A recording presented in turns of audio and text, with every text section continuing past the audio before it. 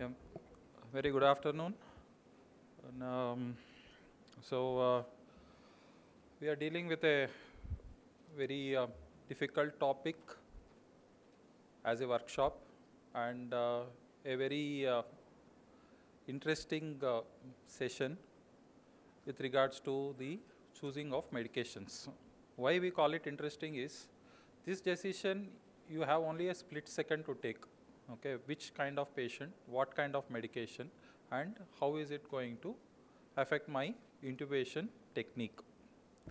So, choosing the medication is very, very important, because ultimately, if at all if you need to convert a difficult airway to a easy airway, or a easy access to your airway, you need to have the right medication in place. Of course, there are only two things which you need to take care. One is whether a proper sedative, and second thing is a relaxant. Okay, and these have undergone some changes in the last like couple of decades. It's right from the variety of medications which we have got, the kind of medications which we used to have in my PG days, and what we are having currently. There's a lot of changes with regarding the hemodynamic parameters, the ease of the rapidity of onset, and as well as the duration of action. So once you approach a patient, and in the ICU, when there is a patient for intubation, when you are on call, or when you are or doing a rounding in your ICU, so you need to look at there are some typical situation which you come across. Okay, how am I going to intubate this particular patient? Whether I am going to give him some medications to start with, or am I going to do a awake intubation?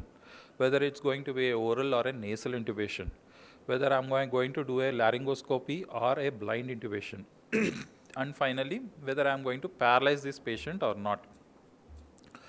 So, of course, these are all the different intubation scenarios as I could think of.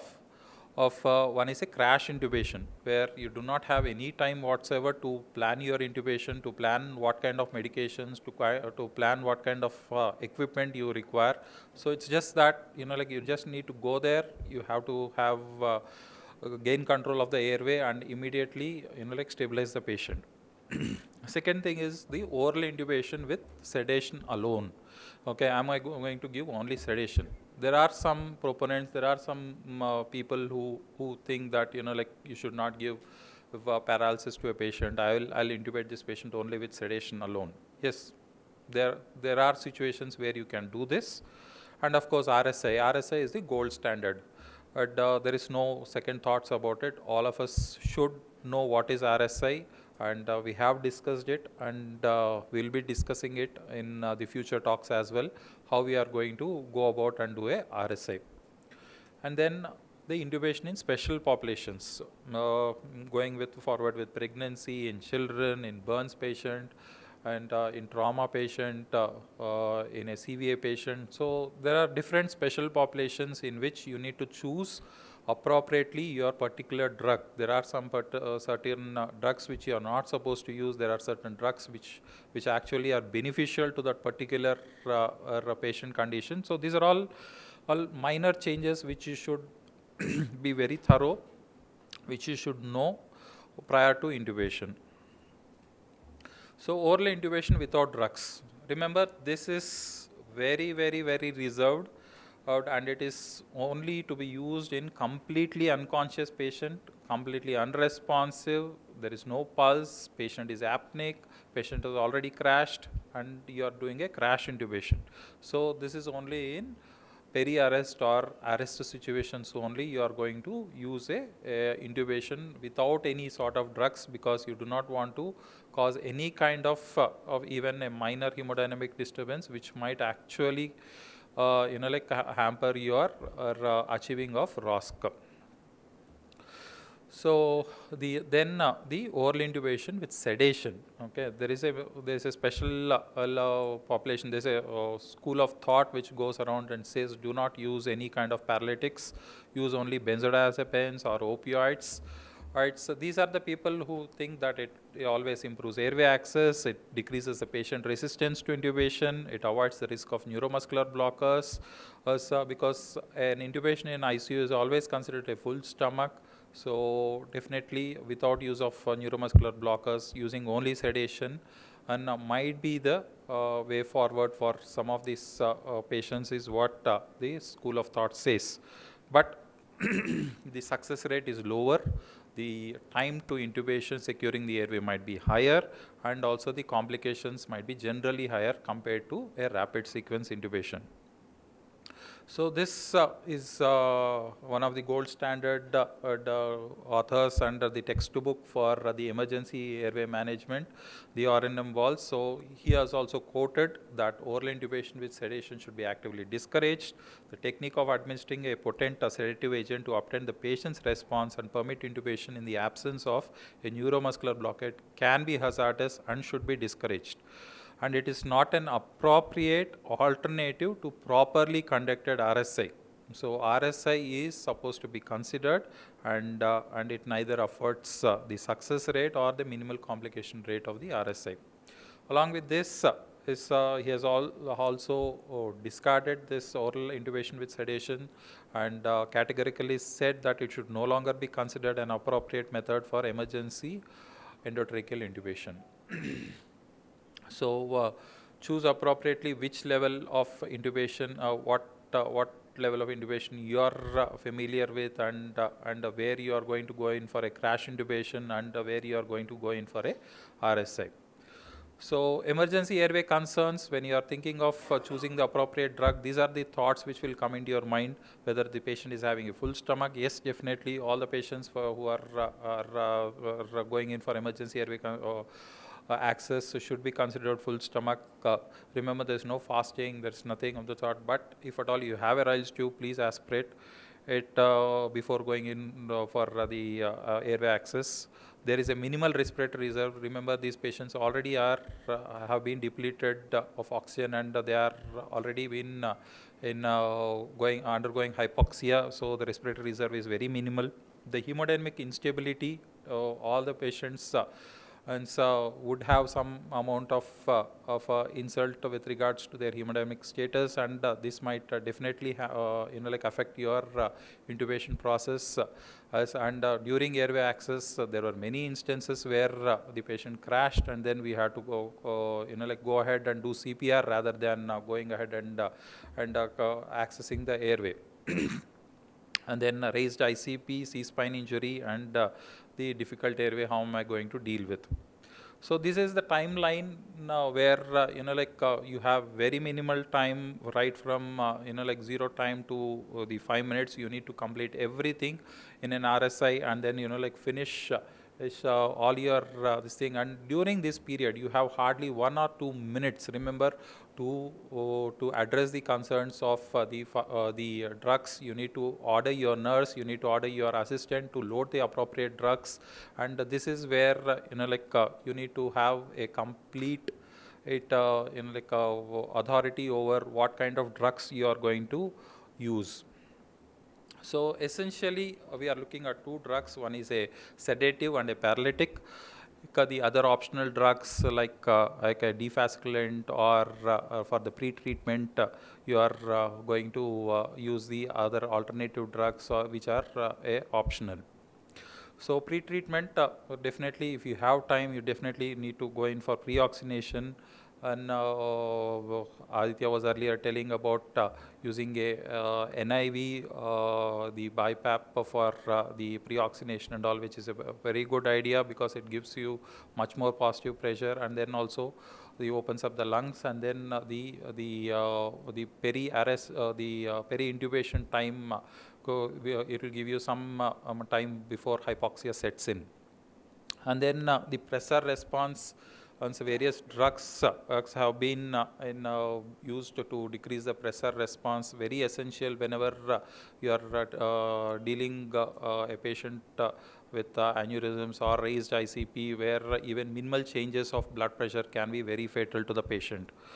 And then lidocaine, opioids, esmolol, these are all the various drugs which in case you have time before intubating a patient, you can give them 1 or 2 minutes prior to your actual process of intubating.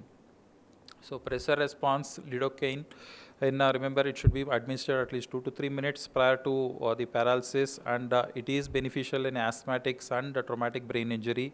It blunts the gag and cough reflex, which is very important to get a easy access to the airway, and also it acts as a mild smooth muscle relaxant, and it might prevent a transient increase in ICP associated with intubation. So dosing is around 1.5 milligrams per kg intravenous dose. So opioids, fentanyl, well, this is one of the go-to drugs for all of us. It's the bread and butter for us we are during intubation. And it's a very rapidly acting synthetic opioid. It is very effective in blunting the sympathetic response to laryngoscopy and intubation. It is superior to lidocaine, and definitely in blunting the pressure response, and because of the extensive distribution of the opioid receptors in CVS or in the sympathetic nervous system, vagal nuclei and adrenal medulla, the effect of the opioid, especially fentanyl, is very profound, and it significantly blunts the hemodynamical response to the hypopharyngeal noxious stimuli. The dosage, you are approximately giving around 2 to 3 micrograms per kg. Remember, these dosages are all indicative. You need to choose the appropriate dose at the appropriate situation. What doses I am quoting is not absolute, but it's around 2 to 3, usually load around 50 to 100. Always try to give, not as a single bolus, but always try to give in 2 to 3 like instances. Check for the patient's hemodynamic status. Keep monitoring the patient's hemodynamic status when giving any of these drugs. Opioids, again fentanyl, the onset of time is just around 1 minute. The duration of action is around 30 minutes. The recommended dose for pre-treatment is around 2 to 3. And adverse drug concerns, like I told you, hypotension, a patient who is already hemodynamically unstable, as soon as you give a opioid, he might crash. So again, thoracic and muscular rigidity, but this is not a main concern in ICU, because we will be continuing this patient most likely on a fentanyl infusion post-intubation on ventilator. And also it is at very extremely high doses. And the next drug which you can consider is for the pressure response attenuation is esmolol. It has certain very specific indications, especially when you are considering a patient for intubation in ACS, acute coronary syndrome, or a patient with dissecting aortic aneurysm. These are the patients in which you want to avoid a high heart rate. Okay, high heart rate again and can cause decompensation, and these patients might ultimately crash. So in these patients, you can consider giving the beta blocker, beta 1 selectivities, esmolol, and because of the rapid onset of action and the ultra short duration, it is a very ideal drug. So dose is around 1 milligram per kg per kg, and then body weight, and then it is administered prior again 2 minutes before the intubation. So in children, so what are you supposed to remember? Remember, intubation in children can cause vagal response, and so it can lead to bradycardia. So in children less than 1 year, previously it was less than 10 years, but now around less than 1 year itself, if you are supposed to give some atropine prior to the intubation, and this is independent of the succinylcholine use. Again, selecting the paralytic before the sedation, I want to stress on the paralytic, because as we have more choices in sedation. In paralytic, we have a couple of choices which definitely you should consider. You have access, you should ask your institution to give you access to this. This is where these are very, very important drugs. Scoline is the age-old drug. Scoline has been introduced for a good number of years, more than 30-40 years. It's been there in the practice. It's a depolarizing. Remember, the non-depolarizing are the newer generation agents which have come right from vecuronium, atracurium, and rocuronium. Rocuronium is the newest wonder drug which has been introduced in the last 10 years, and it has and we have found very good. The intubation and the technique has eased out very much with rocuronium, as good as the scoline. So remember selecting the paralytic before choosing scoline. Scoline, like I said, is one of the like ideal drug, but it has its own drawbacks. So is scoline contraindicated? Yes or no? Okay. So if it is definitely yes, definitely you have to go for rocuronium. There is no other choice. But in case you have access to a short-acting drug like rocuronium or cisatracurium, you can consider or either one of them. So and then if you are using succinylcholine, choline, is atropine needed or not? Is the patient already having a vagal response? Is the patient already having some irregular heart rhythm? So in those patients, you might consider atropine. So in case you are considering scoline, is a defasculant desired? Okay, so around 10% defasculant and around 10% of the non-depolarizing agent prior 2 minutes prior can be given to reduce both to reduce the fasciculations as well as to reduce the intubation time. So both these things help in getting a desired response early with your particular paralytic.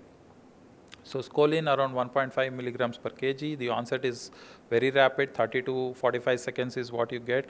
Around 6 to 10 minutes is the total duration of action. So the patient will start having spontaneous breathing within the first 5 to 10 minutes itself, which is quite useful, especially in difficult airway, because in case you are not able to secure the airway, it is very important for the patient to gain his innate breaths. So that is very, very important.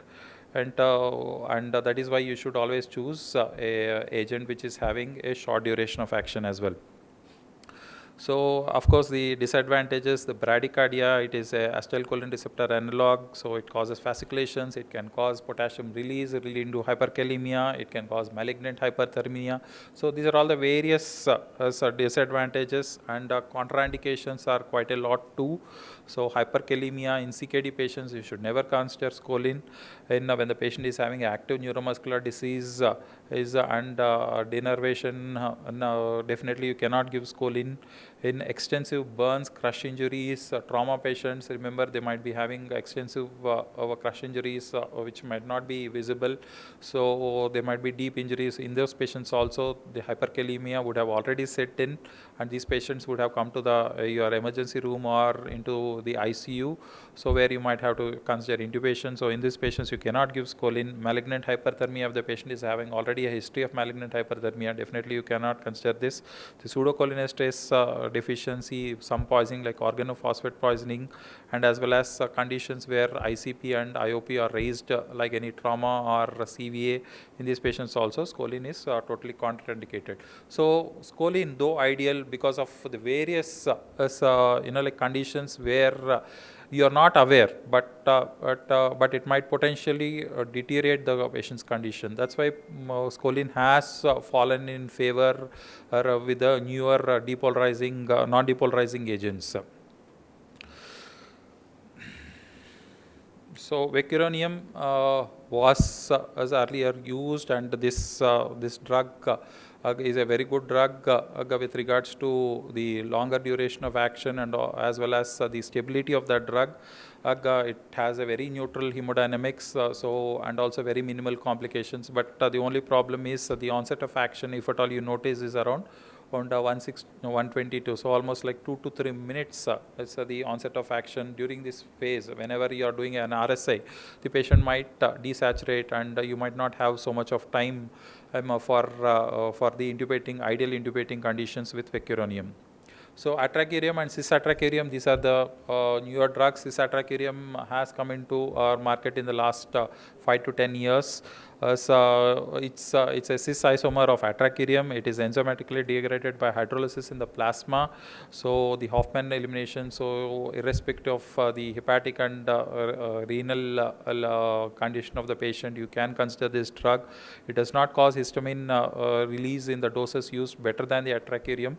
And the dose of around 0.15 to 0.2 milligram is the intubating dose. The onset of action is rapid at around 90 to 120 seconds. So around 1 minute to 1.5 minutes you can get the still a little bit longer.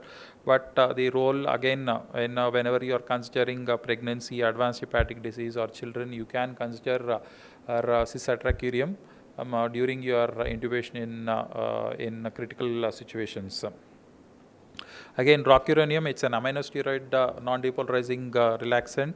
The dose 0.6 to 1.2. This is the favored drug. Remember, if at all you see the onset of action around 60 seconds only. So it's as good as your scoline with regards to the rapidity of onset. The disadvantages are it is only less rapid in elderly patients, and also the duration of action around 20 minutes to 30 minutes can extend as long as 45 minutes. So that's the only disadvantage with your rocuronium. So again, this is in a nutshell about all the paralytics. So with regards to the priming dose, which will further reduce when you are pre-oxygenating the patient or when the patient is already hypoxic and the ideal intubating conditions are not there, that's when you can consider the priming dose. So the priming doses is almost equal to 1/10 of your intubating dose. And these are all the various agents which are available. Mivacurium has come into existence in some interest has been generated with regards to mivacurium and all, but not available right now in our country. So finally, your sedative. Okay, so which sedative will you use? Okay, there are multiple sedatives available to us, and these are all the traditional drugs which are used in the operating theater. And some of the newer drugs which have come in the last few years, which have gained a lot of interest as well as widespread use. So right from thiopentol, which is a very age-old drug, the ketamine, the midazolam, the benzodiazepines, the etomidate, and the propofol. These are the 5 agents which you should remember and also consider or in a particular patient situation where you need to apply these drugs. So etomidate, will start with etomidate because this is the drug of choice, especially in the rapid sequence intubation and also in many of the ICU patients. Etomidate is an ultra short acting non-barbiturate hypnotic agent. It is a potent sedative hypnotic induction agent. It acts via the GABA2 receptor, though it lacks the analgesic properties. It is a carboxylated imidazole. It's both water and lipid soluble, which is very advantageous because it rapidly accumulates in the vascular organs and it causes unconsciousness within 30 seconds and reaching a peak brain concentration within the first 1 minute itself. Its high potency causes unconscious within 1 arm brain circulation time, which is very, very useful. The same with propofol as well. Well, the duration of action is less than 10 minutes, which is very important to assess the patient's conscious level, especially if there is a peri-arrest situation. And then the redistribution half-life is just around 2.5 minutes, which accounts for its short duration of action. And it's excreted as an inactive metabolite in the urine. So it's hydrolyzed both in the liver and the plasma. So the advantages, again, the rapid onset of action, the rapid elimination, stable hemodynamics, can be used in traumatic brain injury. There is no decrease in the cerebral perfusion pressure. The main concerns with regards to etomidate has always been one sticky point, I would say. It suppresses the adrenocortical activity. Okay, so how it suppresses? It blocks one enzyme, the 11 beta hydroxylase. This is an important enzyme which converts cholesterol into cortisol. Remember, cortisol is what all our patients thrive on for producing that pressure response, that activity for sustaining the hemodynamics. So, in case is etomidate suppresses it. How is it an ideal agent?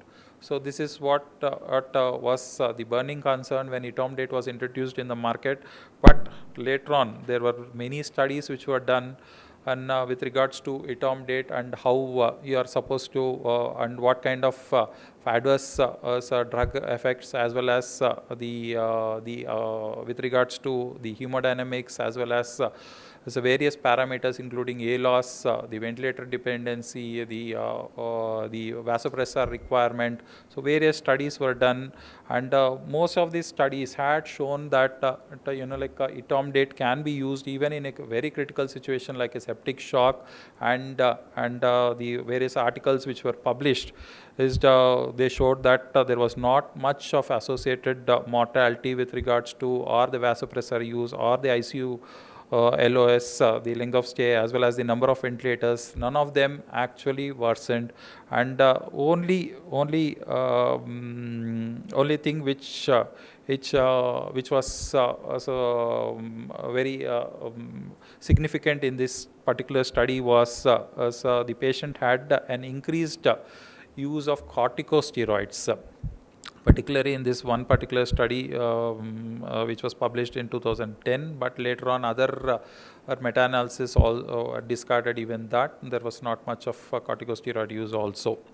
So etomidate is a safe drug which you can consider it, you should consider it in fact when intubating these patients.